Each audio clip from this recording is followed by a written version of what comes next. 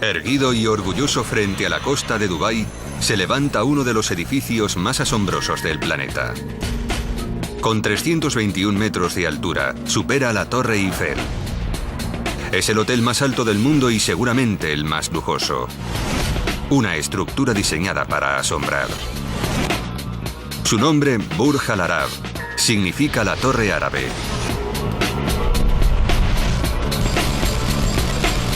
Pero la construcción de este icono del siglo XXI fue un reto que empujó hasta el límite a todos los involucrados.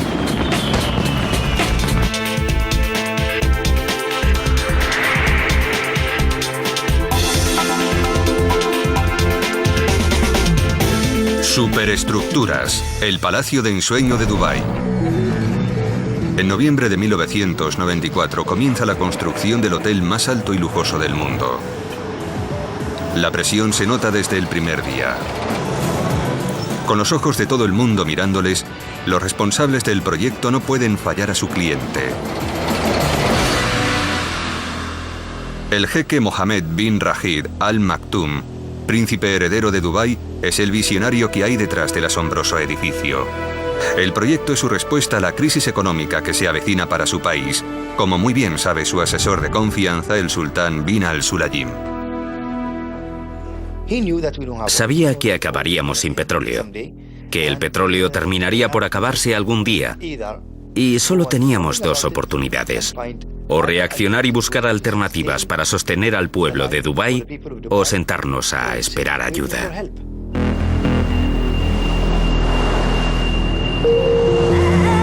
Hace solo 50 años, Dubái era un país pobre y polvoriento, poblado por buceadores de perlas, mercaderes costeros y beduinos. Pero en los años 60 se descubrió petróleo y la repentina inyección de petrodólares transformó el sultanato. Pero los geólogos prevén que el petróleo se acabe en 2016. La buena vida podría acabarse tan rápido como surgió en cuanto los pozos se sequen. La respuesta a la supervivencia económica de Dubái se halla en su geografía. El diminuto emirato del remoto Golfo Pérsico ocupa una superficie que apenas dobla la de Londres. Pero dispone de 3 recursos sin explotar: sol, arena y mar. Y el jeque Mohammed tomó una decisión crucial para evitar la debacle económica futura del emirato: transformar su país en uno de los destinos turísticos más exclusivos del mundo. Un refugio para los ricos del Golfo Pérsico.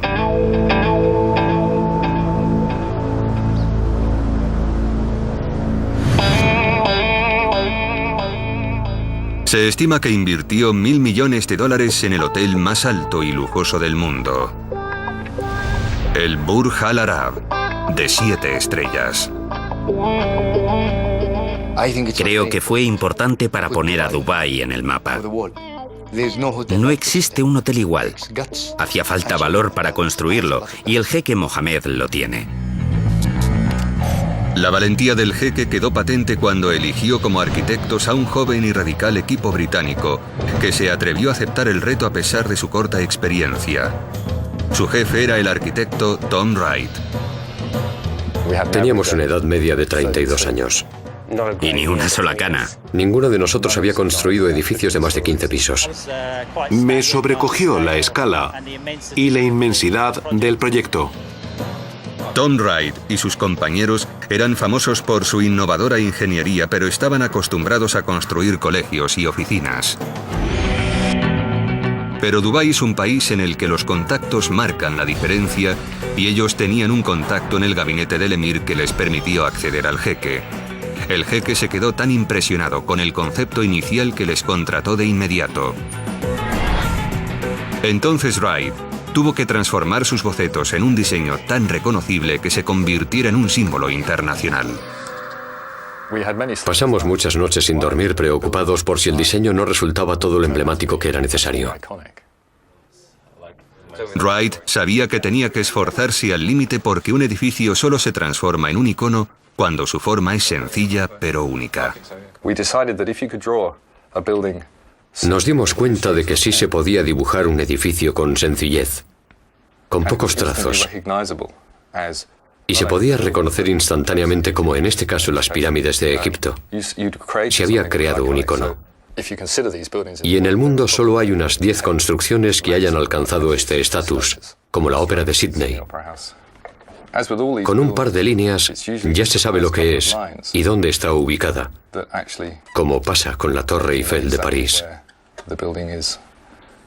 Falta la bandera en lo alto. ¿Podían competir Tom y su equipo con Gustave Eiffel? Era un desafío que solo se presenta una vez en la vida.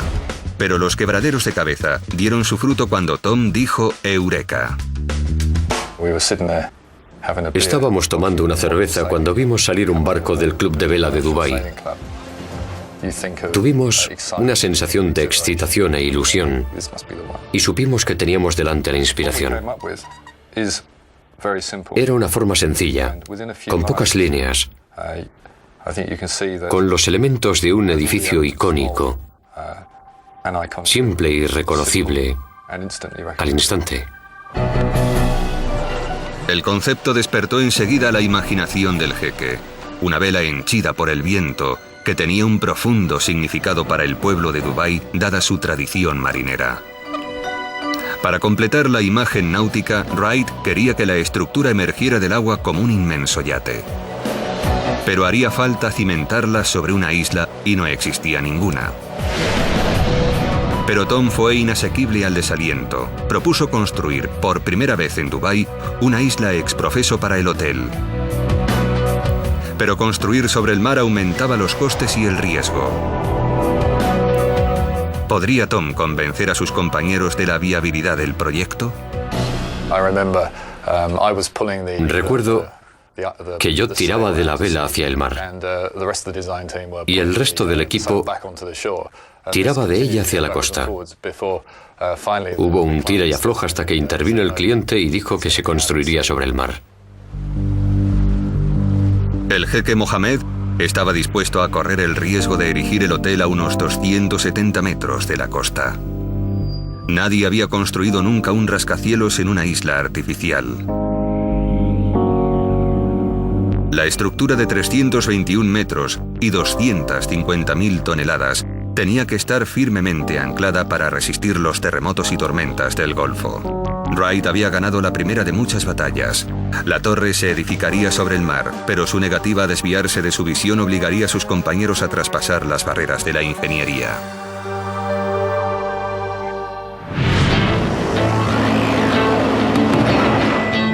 A principios de 1995 el equipo ya trabajaba en la primera fase, la construcción de una isla plana.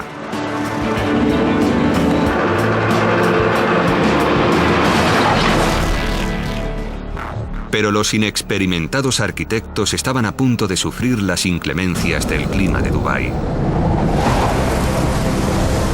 El 27 de abril un shamal, una potente tormenta, barrió las costas del Golfo con brutalidad. En su trayectoria encontró un grupo de barcazas de construcción cargadas con 10.000 toneladas de roca cada una. Los arquitectos estaban preparados para cualquier cambio de clima, pero la tormenta superó sus expectativas, como cuenta Simon Crisp. Había olas de 3 y 4 metros que barrían la playa. Y ver la magnitud de las olas fue una advertencia para nosotros. Una enorme barcaza se soltó y se estrelló contra la costa. El equipo se dio cuenta de los daños que podían causar tormentas similares al hotel. Fue una demostración de la fuerza que tienen las aguas del Golfo Pérsico cuando se enfurecen.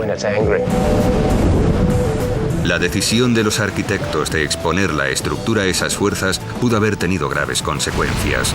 Los ingenieros tendrían que luchar para construir una isla plana capaz de resistir la furia de la naturaleza.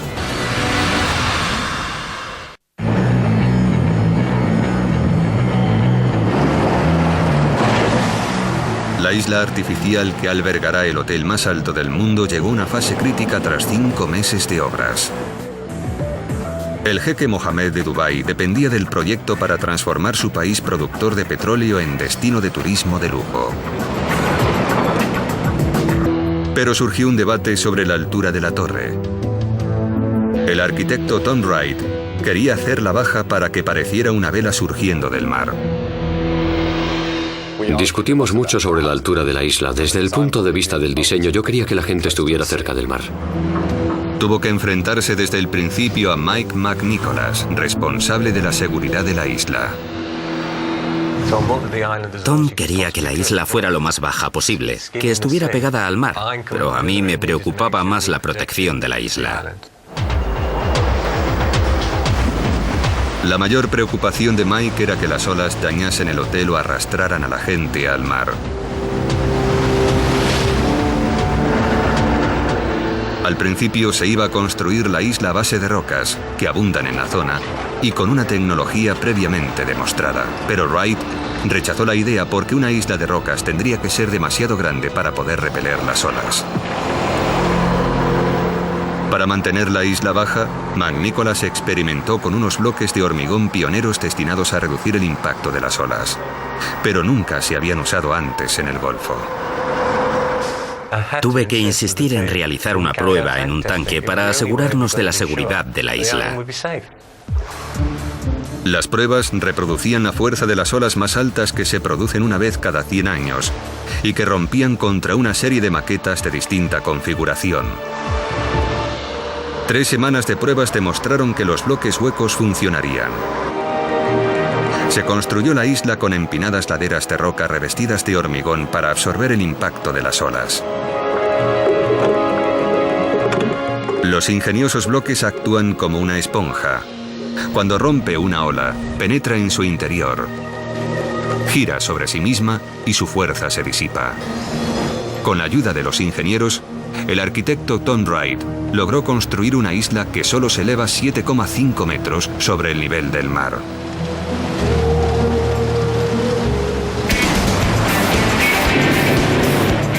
Entonces se comenzó la segunda fase de la obra.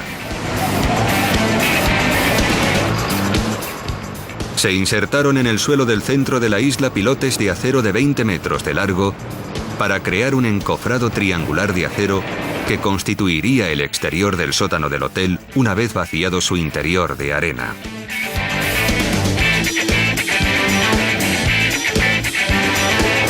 Pero retirar la arena de dentro puede ser peligroso. Fue un auténtico reto para nosotros. Nos tenía preocupados y sin dormir las 24 horas de los 7 días de la semana. No sabíamos cómo impedir que entrase el mar y lo inundara. El peso del mar ejercía una enorme fuerza sobre el lecho. La presión forzaba el agua a través de la arena y amenazaba con inundar la isla artificial desde abajo. Para mantener fuera el mar, McNicholas inyectó cemento líquido en la arena para sellar el muro de hormigón desde abajo.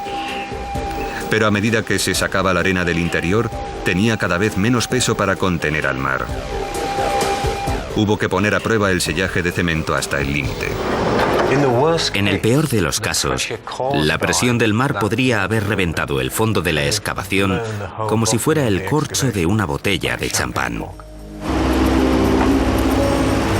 Si sus cálculos estaban equivocados, los cimientos podían inundarse y matar a cientos de obreros. Pero él confiaba en su diseño. Una vez sellados los cimientos con cemento, se comenzó a sacar la arena de dentro. Y como responsable del proyecto, no dejó que sus empleados se arriesgasen solos. Me pareció que tenía que ser el primero en estar al fondo de la excavación 10 metros por debajo del mar, temiendo que las 7.500 toneladas de presión del mar reventasen los muros. Pero cuando llegó el momento de la verdad, los muros resistieron. Cuando comprobé que mi diseño funcionaba, fue uno de los momentos de mayor orgullo de mi carrera. Estaba de pie en el fondo de la excavación, mirando los muros de acero y dándome cuenta de que resistían al mar. En noviembre de 1995 se terminó la isla para el hotel más alto del mundo. Y el equipo empezó con la tercera fase de la obra: los cimientos.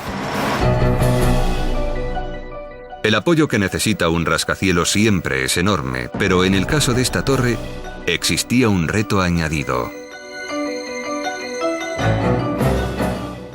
Nunca se había hecho nada parecido sobre tierra ganada al mar. Era una torre de más de 300 metros sobre una isla artificial de 7 metros de altura en pleno Golfo Pérsico. Los problemas se multiplicaron cuando las primeras perforaciones trajeron malas noticias. A pesar de haber perforado el lecho marino a 180 metros de profundidad, no se encontró roca sólida. Pero los arquitectos permanecieron confiados a pesar de esta complicación. A cualquier persona le parecería una locura construir algo así sobre arena y además en el mar. ¿Cómo podría resistir la estructura los terremotos y los vientos de 150 kilómetros por hora si solo estaba sostenida por arena?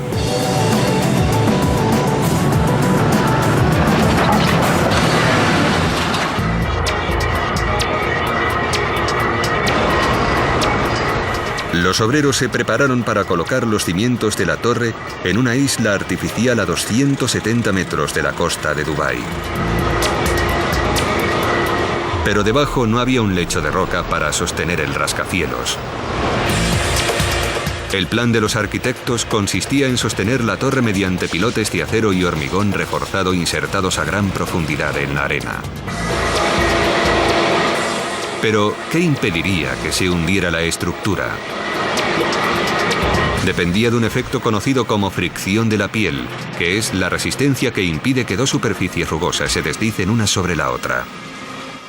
La fricción de la piel, en este caso, se producía entre la arena y la superficie del pilote.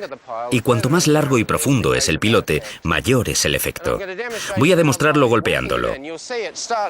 Con los primeros impactos, se mueve enseguida, pero luego se queda rígido.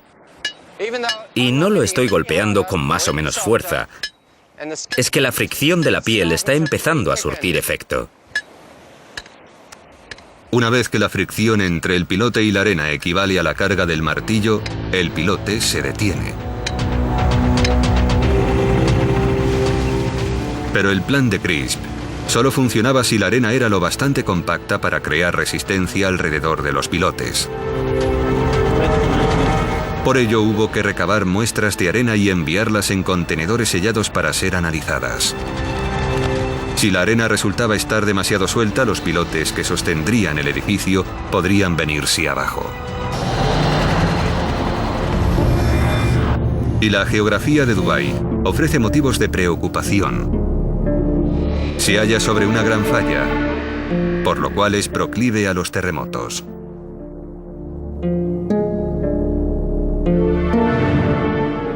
En junio de 1964, en Niigata, al norte de Japón, se produjo un terremoto de 7,5 puntos. Como era una zona de suelo arenoso, bloques de pisos enteros se vinieron abajo. Y no es la forma de destrucción habitual de los terremotos, sino un fenómeno conocido como licuefacción.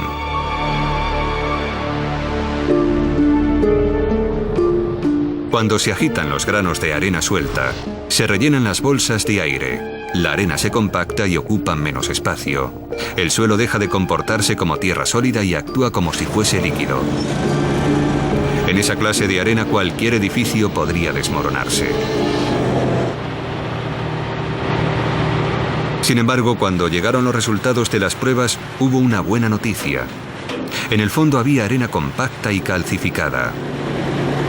No existía amenaza de licuefacción, pero los cimientos tenían que ser lo bastante profundos para que la fricción los sostuviera. Como no queríamos arriesgarnos, alargamos los pilotes otros 8 metros. Crisp colocó pilotes un 20% más largos de lo previsto. Los 250 pilotes medían un total de 10 kilómetros, 35 veces más que la torre que sostendrían.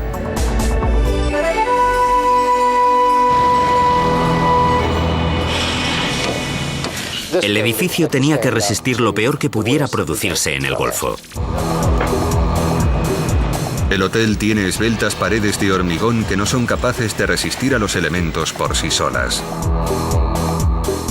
Para mantenerlas firmes frente a vendavales y terremotos, los arquitectos diseñaron una solución visualmente espectacular, una gigantesca estructura exterior conocida como exoesqueleto.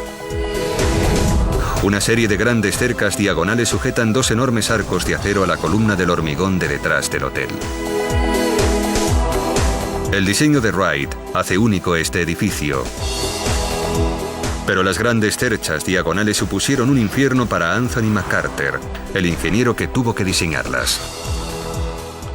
Me provocaron 4 meses de angustia, noches sin dormir, preocupaciones y ansiedad.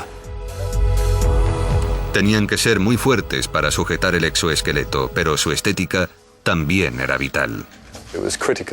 Resultaba crítico que las diagonales fueran elegantes y bellas, porque eran muy visibles. El edificio tenía que impresionar y convertir a Dubái en un destino turístico, así que no se podían correr riesgos. Tenía que acudir a Tom y presentarle distintas opciones. Recuerdo que una vez le presenté 7 posibilidades y me tumbó una detrás de otra. Al final, McCarter encontró una solución estructuralmente fiable y a la vez hermosa que encajaba con la visión de Wright, pero que a su vez le provocó pesadillas a Malcolm Murphy, el constructor. Está muy bien que el arquitecto haga diseños bonitos, pero luego hay que construirlos. Encontró una fábrica a 15 kilómetros de la obra capaz de soldar las cerchas, cada una de las cuales medía más que un Airbus A380 y pesaba más que 20 autobuses de 2 pisos. Soldarlas en la fábrica era la parte más fácil. Lo difícil era transportarlas, ya que cada una pesaba 165 toneladas y medía 85 metros. Nos enfrentamos a un desafío increíble.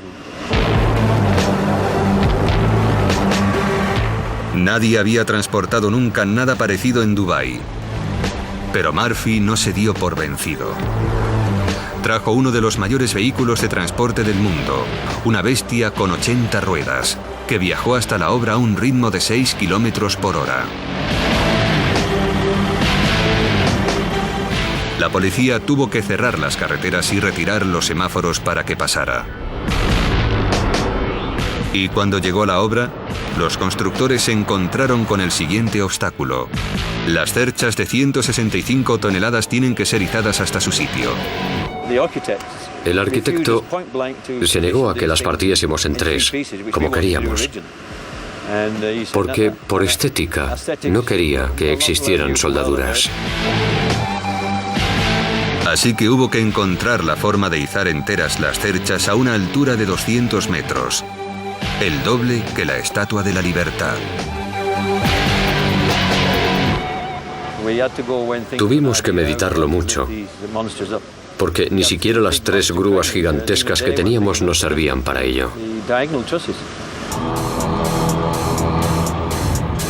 Murphy tuvo que irse más lejos a buscar una solución y se trajo a un especialista en levantamientos de Singapur. Su equipo empleó cabestrantes, como las que se emplean en las plataformas petrolíferas, colocadas en lo alto de unos voladizos a 15 metros del edificio, y sujetaron los extremos de las cinchas con cables de 225 toneladas de resistencia. La mañana en que izamos la primera estábamos nerviosísimos. Esa semana 30 o 40 personas pasaron varias noches sin dormir preparándose para el primer izamiento. Los 2 enormes cabestrantes resistieron el tirón e izaron lenta y laboriosamente la enorme plataforma por un lateral del edificio. Salió todo según lo planeado, pero Murphy y su equipo tuvieron que enfrentarse a un reto final, ya que las cerchas llevaban aparejada una complicación más. Había que colocarlas en su sitio con una precisión exacta, pero Dubái tiene un clima con variaciones de temperatura de hasta 14 grados en un mismo día, lo que provocaría la contracción y expansión de las cerchas, un problema conocido como expansión térmica. Es la pesadilla de cualquier trabajador del acero, trabajar en el desierto a 50 grados. El acero se expande con el calor y se contrae con el frío. Vale, encendedlo ya. Vamos a calentar el acero para darles una idea del efecto de las temperaturas del desierto. El calor hace que las moléculas se muevan más rápido y vayan más lejos, y la longitud de este tubo de 15 metros crece visiblemente. ¿Qué os había dicho? El acero se expande con el calor. Las cerchas diagonales de la torre podían expandirse y contraerse hasta 5 centímetros en 24 horas. Y nunca encajarían en el punto exacto sin una solución ingeniosa. Lo estuvieron pensando los ingenieros, los fabricantes de acero, los de estructuras, los arquitectos. Todos tratamos de solucionarlo. Y al final la solución se le ocurrió a un arquitecto. En el marco de la estructura, un soporte de fijación con una gran arandela con el agujero descentrado giraba hasta que se alineaba con el agujero de la cercha diagonal. Después se insertaba una clavija de acero de 30 centímetros entre ambos agujeros para unirlos. Este inteligente mecanismo proporcionó al equipo los 5 centímetros de margen necesarios para instalar y fijar las cerchas en su sitio. Cuando colocamos la clavija, descorchamos botellas de champán. Fue increíble. Pero no había tiempo para celebraciones porque los primeros invitados, los más importantes, llegarían antes del año 2000, con lo cual solo disponían de 36 meses para finalizar la obra. La visión del jefe Mohamed significaba que teníamos que terminarlo no para mañana, sino para ayer.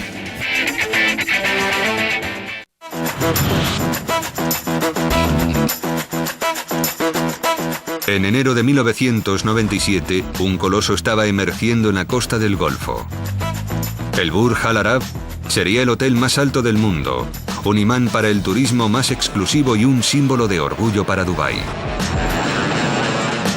El arquitecto Tom Wright quería que el edificio fuera hermoso. Las secciones de acero del exoesqueleto que lo sostendría tenían que ser lo más minimalistas posible. La vista desde estas suites de 2.000 euros la noche tenía que valer su precio. Cuando estás en una habitación mirando por las ventanas te lo encuentras delante, así que tenía que tener unos detalles excepcionales y estar bien colocado. Pero surgió un problema. Si el exoesqueleto era demasiado ligero, los vientos que soplan a 300 metros sobre el Golfo podían afectar al edificio. Y si la estructura fuera demasiado robusta, afectaría la elegancia del diseño en forma de vela. Una vez más, Wright chocó con los ingenieros que velaban por la seguridad de la torre. Cuando se diseña por primera vez un edificio más alto que la Torre Eiffel, hay que asegurarse de hacerlo bien. La estructura es tan poco habitual que por primera vez en la historia de Dubái, los ingenieros deciden realizar pruebas en un túnel de viento. El ingeniero eólico Volker Budgereit sabía que Burj Al Arab era un edificio único. Antes de esta torre, la mayoría de los edificios del Golfo tenían formas bastante ortodoxas. Eran cuadrados o rectangulares. Y en esa época pareció una locura tener que efectuar pruebas en un túnel de viento para construir un hotel. Pero para esa clase de estructura era esencial. El túnel de viento simuló los efectos del viento del Golfo a escala 1,50. El edificio soportaba una fuerza considerable, el doble que en Londres. Medimos las succiones, que eran del orden del peso de un coche colgando de un panel del edificio, que es algo inaudito. El túnel del viento arrojó resultados que podrían amenazar por completo a la torre. Cuando estudiamos el diseño, enseguida nos preocupó un fenómeno llamado vorticidad. La vorticidad es la pesadilla de los ingenieros. El viento que sopla contra los bordes afilados de una estructura de acero puede causar tornados en miniatura bajo ciertas condiciones, que a su vez desencadenan peligrosas vibraciones que pueden destruir el edificio, como ocurrió con estas enormes torres de enfriamiento de Ferry Bridge, en el norte de Inglaterra, en 1965. Los ingenieros tenían que encontrar la forma de proteger Burj Al Arab. y recurrieron a unas ingeniosas pesas colgantes amortiguadoras de vibraciones que se instalaron en los puntos vulnerables del hotel. Cuando sopla el viento y la vorticidad provoca vibraciones, son las pesas de 5 toneladas las que oscilan en lugar de la estructura y reducen las vibraciones a niveles por debajo del límite de seguridad. Se colocaron 11 de ellas desde lo alto del mástil hasta el suelo a lo largo de los arcos de acero. Estos amortiguadores terminaron con la amenaza.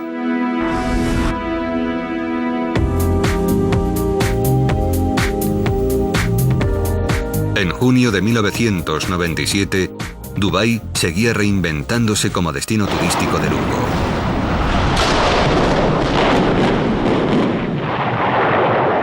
Y este antiguo hotel fue derribado mientras el Burj Al Arab, el símbolo del nuevo Dubái, cobraba forma. 30 meses antes de la fecha límite se comenzó a construir el mayor reto para la ingeniería. El jeque Mohammed quería asombrar al mundo y para ello se diseñó un restaurante que parecía suspendido del cielo. Me gustaba imaginarme a los visitantes sentados en el espacio contemplando la vista de Dubái y el Golfo Pérsico, flotando entre nubes. Comer suspendido sobre el espacio es una experiencia sin paralelo.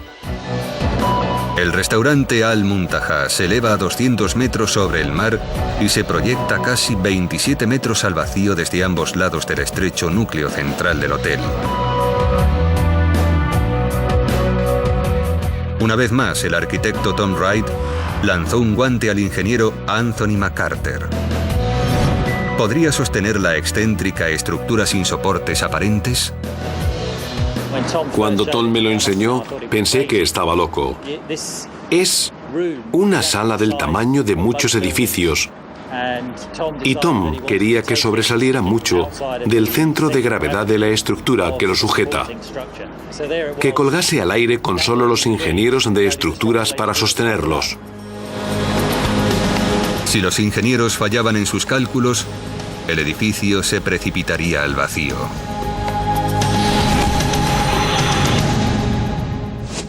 McCarter encontró una solución para desafiar la gravedad que superó los límites de la ingeniería. En el núcleo del hormigón de la espalda del edificio insertó una serie de soportes de acero llamados incrustaciones, de los que irradian 10 enormes vigas de acero de hasta 1,6 metros de alto. Las vigas formaron la base del suelo de acero rígido. Las alas exteriores se sujetaron a la base y después se revistieron de aluminio y cristal. Era una estructura que desafiaba la gravedad y aguantaría vientos de hasta 160 kilómetros por hora. Era un triunfo de la ingeniería. Pero ya se habían consumido 4 de los 6 años del proyecto y nadie podía permitirse aminorar la marcha. Era un programa implacable, con 24 horas de trabajo y reuniones diarias a las 6 de la mañana. Vivíamos, dormíamos y respirábamos con el edificio. Era un reto diseñarlo y construirlo en el plazo oficial. El hotel se iba a inaugurar para celebrar el año 2000 y solo faltaban 2 años. Los medios de comunicación mundiales querían comprobar si el hotel ofrecía lo que el jeque prometía y si se acabaría a tiempo.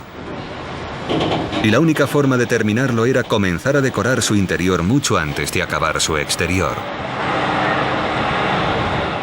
En un clima templado no plantearía problemas, pero en Dubái se alcanzan los 49 grados con una humedad del 100%. Y en esas condiciones no se puede trabajar en detalles delicados como el pan de oro, la seda y la madera tallada.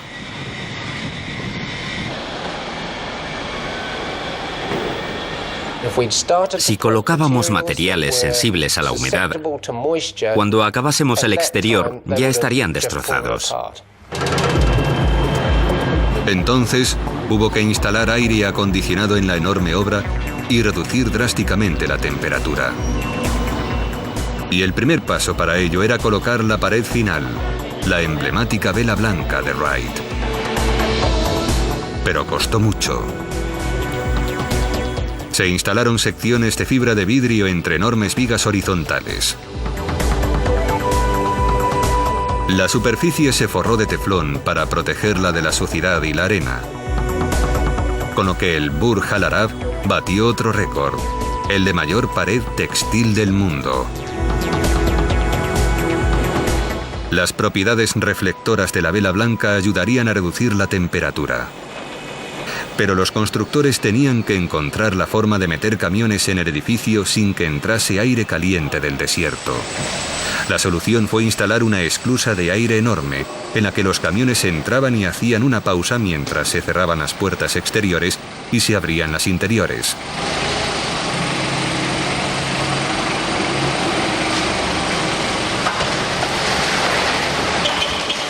Con la esclusa de aire y la vela, el edificio ya estaba sellado. Pero enfriar un espacio tan grande en obras supuso todo un desafío.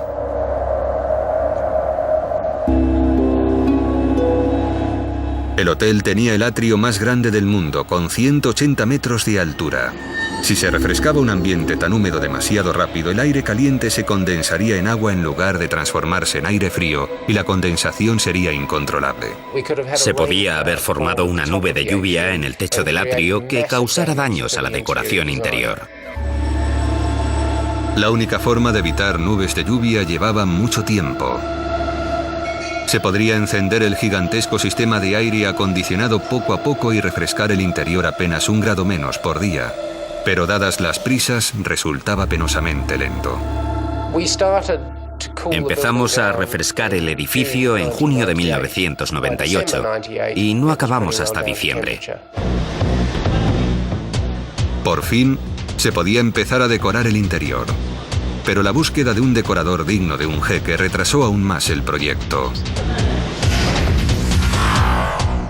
Quang Chu, que ya había trabajado para el sultán de Brunei, sabía cómo satisfacer a la realeza.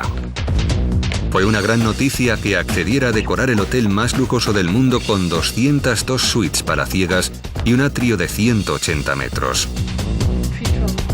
Pero solo tenía 2 años para diseñar y completar la decoración antes de que llegasen los primeros huéspedes. Teníamos un programa apretadísimo, así que todo mi estudio, 50 decoradores, dejaron todo lo demás y se pusieron a trabajar solo en Burj Al Arab. Y Chu no solo se enfrentaba a un plazo ajustado, sino que además el jeque esperaba que asombrase al mundo. Nos encargaron que diseñásemos algo que no se hubiera diseñado nunca, ni nunca se volviera a diseñar. Quang Chu y su equipo se pusieron a diseñar interiores que encajasen con la ambición del jeque. Pero con la decoración ya avanzada surgió un problema. El jeque decidió ofrecer a sus huéspedes todos los aparatos electrónicos posibles en sus suites, lo que podría acarrear peligrosas consecuencias. Y fue a un nuevo miembro del equipo, el ingeniero Rob Rush, a quien le tocó resolver el problema. Hubo que rediseñar al completo la decoración porque el nuevo requisito imponía una potencia eléctrica un 50% superior. Los nuevos planes del jeque exigían que cada suite dispusiera de 14 kilovatios, 8 veces más que el hogar europeo medio. La electricidad de las 202 suites serviría para abastecer a un pueblo de 6.000 habitantes. Y el hotel estaba decorado con cortinas eléctricas y 52.000 lámparas, casi todas ellas con regulador de voltaje. Se necesitaron más de 5.000 kilómetros de cables eléctricos.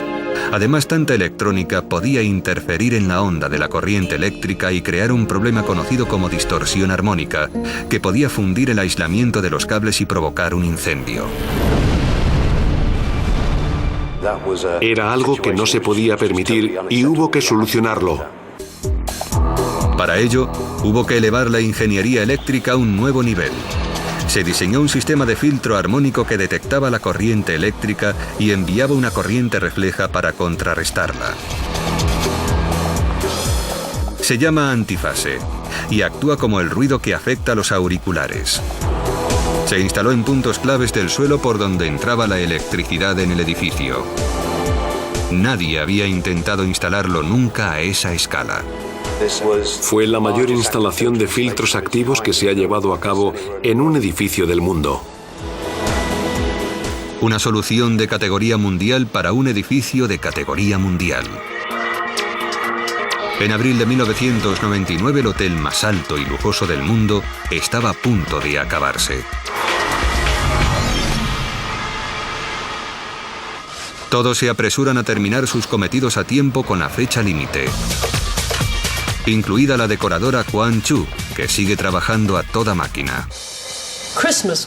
No celebramos la Navidad, ni la Semana Santa, ni ningún día de fiesta. Trabajábamos entre 50 y 60 horas a la semana. El jeque le había encargado que innovase, asombrara y maravillase a los huéspedes con un moderno palacio árabe. Y ella lo cumplió encargando 24.000 metros cuadrados de mármol italiano y brasileño, el equivalente a 3 campos de fútbol, además de 8.000 metros cuadrados de pan de oro para crear la sensación de lujo apropiada. Lo completó con arañas de cristal, telas con hilo de plata y terciopelo. Pero para el atrio más grande del mundo, tomó la radical decisión de utilizar decoración minimalista y dejar que la compleja arquitectura hablase por sí sola pintándola de blanco.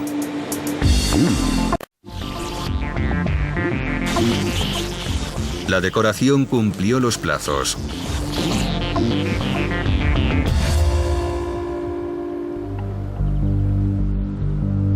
Y entonces llegó el momento de la verdad. El jeque visitó la obra para comprobar los resultados y emitir su juicio. Al hombre responsable de todo el proyecto le encantó el lujo recargado de las suites, pero allí acabó la buena noticia. Me llamaron para preguntarme cuándo tenía pensado acabar el atrio. Les dije que ya casi estaba, y me dijeron que no, que le faltaba color. Al jeque no le gusta el estilo blanco del atrio. Es demasiado soso. No era brillante, no era colorista, no era rico, no entusiasma. Chu tuvo que rediseñar por completo el atrio en menos de 6 meses.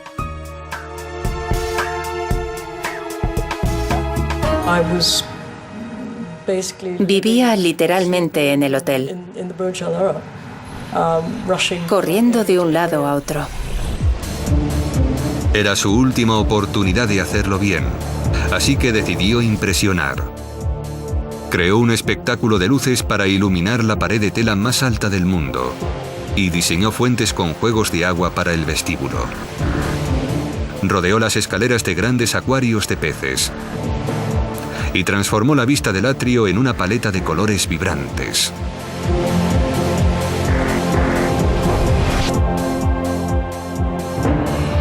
Todos contuvieron la respiración pensando si satisfacería al jeque. Era pura adrenalina. Estuve días sin dormir antes de la inauguración.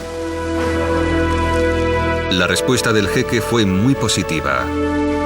Le encantó cómo había quedado el proyecto. El jeque cree que ha sido un sueño hecho realidad, que ha logrado crear un hotel de 7 estrellas.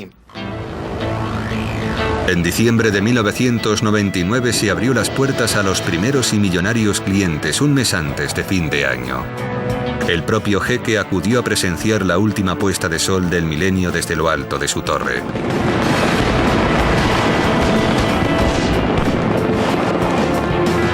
Los arquitectos han cumplido con su trabajo. Todos los aspectos del icónico edificio son extraordinarios. En el restaurante de la planta baja, un equipo de buceadores cuida de 700 peces exóticos en un tanque de 280 metros cúbicos. Se puede confraternizar con los tiburones mientras se come. Y en la otra punta del hotel, en el restaurante suspendido, se puede cenar en pleno cielo en un espacio que es toda una hazaña de la ingeniería.